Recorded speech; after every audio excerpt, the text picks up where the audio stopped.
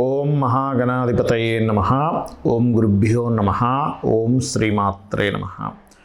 పరమేశ్వర స్వరూపమైనటువంటి జ్యోతిష, వాస్తు మరియు ఇతర అనేకమైనటువంటి శాస్త్రములను మనకు అందించినటువంటి మహర్షులకి నమస్కారం. హయగ్రీవ హయగ్రీవ హయగ్రీవేతి యో వదేత్ తస్య నిస్సరతే వాణి జహ్నుకన్యా ప్రవాహవత్.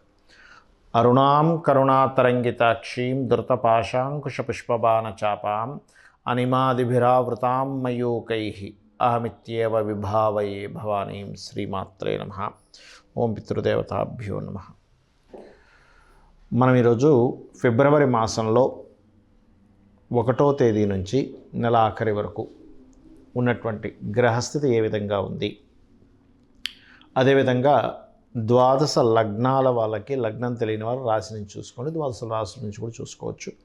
వీరికి ఏ విషయాల్లో బాగుంది, ఏ విషయాల పట్ల జాగ్రత్త వహించాలి, మరియు అదేవిధంగా మీరు చేయవలసిన దేవతా ఆరాధన ఏమిటి అనేటువంటి విషయాలు మనం ఒక్కొక్క రాశి లేదా ఒక్కొక్క లగ్న పరంగా మనం ఇప్పుడు తెలుసుకుందాం. మిథున లగ్నము, మిథున రాశి. మిథునం వారికి రాస్యాధిపతి బుధుడు ఎవరైతే ఉన్నారో సప్తమ స్థానంలో ఉన్నాడు. ఈ సప్తమ స్థానంలో బుధుడు ఉండడం అనేటువంటిది పర్టికులర్గా కొన్ని పార్ట్నర్షిప్స్ రిలేటెడ్ సంబంధించిన విషయాలు కావచ్చు, అదేవిధంగా ఇష్టపడి వివాహం చేసుకునేటువంటి అంశాలు కావచ్చు. ఇవి కొంతవరకు ఒక స్ట్రెస్ని లేకపోతే ఒక గొడవని ఆ రూపంలో కంప్లీట్ అయ్యేటువంటి యోగం చూపిస్తుంది. ఫైనాన్షియల్గా గురువు లాభంలో ఉన్నందుకు ఫైనాన్షియల్ గ్రోత్ అయితే ఖచ్చితంగా జరుగుతుంది, అందులో ఎటువంటి సందేహం లేదు. కాకపోతే ఈ 3వ స్థానాధిపతి అష్టమంలో ఉంటూ దాని తర్వాత భాగ్యంలోకి వెళ్తున్నందుకు కొంతవరకు అన్నదమ్ములతోని కొంత స్ట్రెస్ అనేటువంటిది వస్తుంది. అయితే మీకు చతుర్థ స్థానంలో కేతు ఉండి 4వ అధిపతి కూడా సప్తమ స్థానంలో శత్రువైనటువంటి కుజుడితో కలిసి ఉన్నందుకు ఏదైనా ఒక ప్రాపర్టీ తీసుకునేటప్పుడు కానీ, లేకపోతే ఏదైనా ఒక చూడండి ప్రాపర్టీ రిలేటెడ్ లేకపోతే ఎడ్యుకేషన్ రిలేటెడ్, మాతృ సంబంధించినటువంటి విషయంలో, ఏదైనా భూమికి సంబంధించినటువంటి అంశాలలో తీసుకునే డెసిషన్స్ లేదా వాటికి సంబంధించిన మనీ ఏదైనా పే చేసేటప్పుడు చాలా కేర్గా ఉండండి. ఇక్కడ ఈ సంతానంతో లేదా ఇష్టపడిన వారితో తెలియని ఒక ఘర్షణ వాతావరణం 2వ తేదీ వరకు ఉంటుంది, మొదటి 2 రోజులు ఉంటుంది. దాని తర్వాత ఎప్పుడైతే మనకి బుధుడు మారుతాడో 2వ తేదీ నుంచి మకరంలోకి, ఆ యొక్క ప్రభావం అనేటువంటిది తగ్గుతుంది. అయితే ఈ కాంబినేషన్స్లో మెయిన్గా దశమ స్థాన రాహు అంటే మీకు ఉద్యోగ సంబంధించినటువంటి విషయాల్లో ఏదైతే విదేశాలకు వెళ్ళి చేయాలి లేదా సాఫ్ట్వేర్ రంగాల్లో కొత్త ఉద్యోగాల కోసం ఎదురు చూసేటువంటి వారికి, కొత్త ఉద్యోగాలు వెతుక్కునేటువంటి వారికి, మార్పు కోసం ప్రయత్నం చేసేటువంటి వారికి ఇప్పుడు మీకు ఉన్నటువంటి ఈ గోచార గ్రహాలు అనుకూలిస్తున్నాయి. కాకపోతే అధికంగా గ్రహాలు మనకి సప్తమంలోని, అష్టమంలోని, భాగ్యంలో ఈ సంచారం జరుగుతున్నందుకు కొంత మార్పు కూడా ఇస్తాయి. సడన్గా మార్పులు ఇట్లాంటివి కూడా ఇస్తుంది.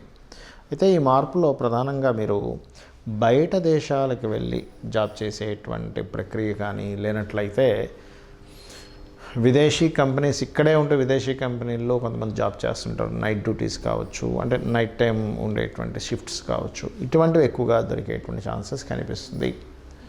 అయితే మీరు చేయవలసినటువంటి దేవతా ఆరాధన ఏమిటి అని చెప్పి చూసుకున్నట్లయితే లక్ష్మీ నృసింహస్వామి యొక్క ఆరాధన, లలితా సహస్రనామ సాధన అంటే లలితా సహస్రనామాలు రెగ్యులర్గా వినడము, ఇవి చేస్తూ ఎవరికైనా మరీ తీవ్రంగా కనుక ఉద్యోగ సంబంధించిన విషయంలో మరీ తీవ్రంగా కనుక ఇబ్బంది ఉంటే కనుక అమావాస్య నాడు స్వయం పాకము అంటారంటే బియ్యము, 2 రకాల కూరగాయలు, ఆకుకూర, పప్పులు, చింతపండు, ఇటువంటివన్నిటినీ కూడా తీసుకొని మీరు ఏం చేస్తారంటే దగ్గరలో ఉన్నటువంటి ఆలయంలో ఉన్న పురోహితుడికి దానంగా ఇవ్వండి.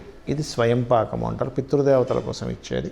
బికాజ్ ఆఫ్ మీ యొక్క జన్మజాతకంలో మీ మిథునం నుంచి దశమంలో రాహు సంచారం జరుగుతుంది. కాబట్టి పితృదేవత ఆరాధన త్వరగా మీకు ఉద్యోగ అవకాశాలు వచ్చేలా చేస్తుంది. ఇప్పటి వరకు మనం తెలుసుకున్నటువంటి గోచార ఫలితాలు ఏవైతే ఉన్నాయో వీటికంటే కూడా అతి ముఖ్యంగా మీరు తెలుసుకోవాల్సినటువంటిది మీ పర్సనల్ చార్ట్. పర్సనల్గా మీ యొక్క జన్మజాతక చక్రంలో ఏదైతే గ్రహస్థితి ఉందో అది మీకు మెయిన్గా రూల్ చేస్తుంది. మీరు జన్మించినప్పుడు ఉన్నటువంటి గ్రహస్థితి, మీరు ఏ తేదీలో జన్మించారు, ఏ నెల, ఏ సంవత్సరము, ఏ సమయము, ఏ ప్రాంతము, అంటే ఎక్కడ పుట్టారు, ఏ టైంలో పుట్టారు అనేటువంటిది. ముఖ్యంగా ఎక్కడ పుట్టారు, ఏ టైంలో పుట్టారు అనేది లేకపోతే లగ్నం అనేటువంటిది ఐడెంటిఫై అవ్వదు. లగ్నం ఎక్కడ పడింది మీరు జన్మించినప్పుడు, దాన్ని బట్టియే మీకు మిగతా గ్రహాలన్నీ కూడా, 2 ఛాయాగ్రహాలు మిగతా గ్రహాలన్నీ కూడా, అంటే ఏమిటి, రవి ఉన్నాడు అనుకోండి, మీకు పేరు ప్రఖ్యాతలు ఇచ్చేటువంటి రవి ఎంత స్ట్రాంగ్గా ఉన్నాడు. రవి స్ట్రాంగ్గా ఉంటే మీరు రాజకీయాల్లోకి వెళ్ళొచ్చా, మెడికల్ రంగాల్లో వెళ్ళొచ్చా, తండ్రి పరంగా ఎలా ఉంటుంది, ఇవన్నీ చెప్తుంది రవి. అదే చంద్రుడున్న స్థితిని బట్టి మీ మానసిక స్థితి ఏమిటి, కుజుడున్న స్థితిని బట్టి మీకు భూ సంబంధించినటువంటి యోగాలు ఎలా ఉన్నాయి, బుధుడున్న స్థితిని బట్టి మీకుండేటువంటి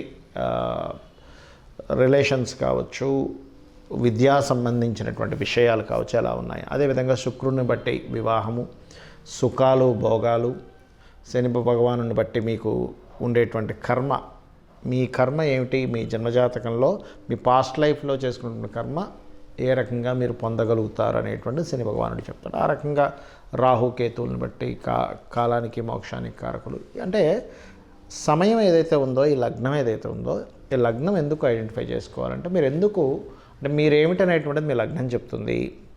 మీ ధనాధిపతి ఎక్కడున్నాడు దాన్ని బట్టి మీరు ఏ రంగాల్లోకి వెళ్తే మీకు ధనయోగం కలుగుతుంది, ఎక్కడ మీరు ఫైనాన్షియల్గా జాగ్రత్తగా ఉండాలి లైఫ్లో, ఎటువంటి మార్గం ద్వారా మీకు ధనయోగం వస్తుందని.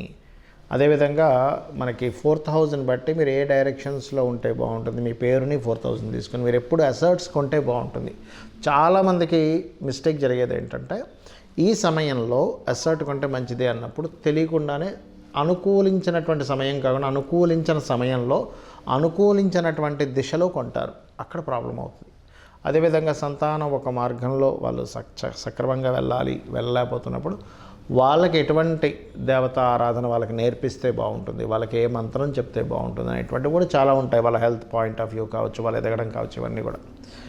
అదేవిధంగా ఇన్వెస్ట్మెంట్స్ కావచ్చు, అబ్రాడ్కి వెళ్ళేటువంటి యోగం కావచ్చు, ఇవన్నీ మీ పర్సనల్ చార్ట్లోనే ఉంటాయి, గుర్తుపెట్టుకోండి. అయితే మీకు సందేహం కలగవచ్చు ఇక్కడ, ఇవన్నీ నా పర్సనల్ చార్ట్లోనే ఉంటే మనం ఎందుకు ఈ గోచార ఫలితాలు చెప్పుకుంటున్నాము అనేటువంటిది. ఇక్కడ ఒక విషయం గుర్తుపెట్టుకోండి, మనము ఒక ప్లానింగ్ అనుకుంటాం, మనం ఒక ప్లాన్ చేసుకుంటాము, మన ప్రయత్నం మనం ఒకటి చేస్తాము, కానీ బయట ఉండేటువంటి పరిస్థితులు అంటే ఏమిటి, ట్రాఫిక్కే కావచ్చు, బిజినెస్ సంబంధంగా మార్కెటే కావచ్చు, వాతావరణమే కావచ్చు, ఇవి అనుకూలించలేదనుకోండి. మనం ఒక ప్రయాణం చేస్తున్నాం, ట్రాఫిక్ బాగా జామ్ ఉంది, గంటలో వెళ్ళాల్సింది 2 గంటలు పట్టచ్చు, 3 గంటలు పట్టచ్చు. ఏమిటంటే మీ ప్రయత్నలోపం ఎక్కడా లేదు, కానీ బయట ఉండేటువంటి పరిస్థితులు వల్ల మీకు లేట్ అయింది. అలాగే గోచార గ్రహాలు కూడా ఎక్కడెక్కడ ఏ గ్రహం ఉంది ఇప్పుడు ప్రజెంట్ ఉన్న కండిషన్లో, అది మీకు మీరు చేస్తున్నటువంటి దానికి ఏ రకంగా అది అబ్స్ట్రకిల్ చేస్తుందా లేకపోతే అది సపోర్ట్ చేస్తుందా, ఇదే గోచార ఫలితాలంటే. కాబట్టి ఈ గోచార గ్రహాల యొక్క స్థితిని మనం చెప్పుకుంటున్నాం. సో మీరు మీ జన్మజాతక ఫలితాలని, మీ గోచార గ్రహాల స్థితిని తెలుసుకొని మీరు పరిపూర్ణమైనటువంటి విజయాన్ని పొందాలని, అదేవిధంగా మీరు పితృదేవత అనుగ్రహం కూడా ఇప్పుడున్న గ్రహస్థితుల్లో ముఖ్యంగా మీనరాశిలో రాహు సంచారం జరుగుతున్నందుకు తారుమారు అవుతుంటాయని అంచనాలు కానీ అవన్నీ కూడా. కాబట్టి ఇక్కడ పితృదేవత ఆరాధన ఎక్కువగా చేయాలి. చేసినట్లయితే మీకు ఖచ్చితంగా పరిపూర్ణ విజయం అనేటువంటిది ఆ పితృదేవతల అనుగ్రహం ద్వారా మీకు లభిస్తుంది. శ్రీమాత్రే నమః.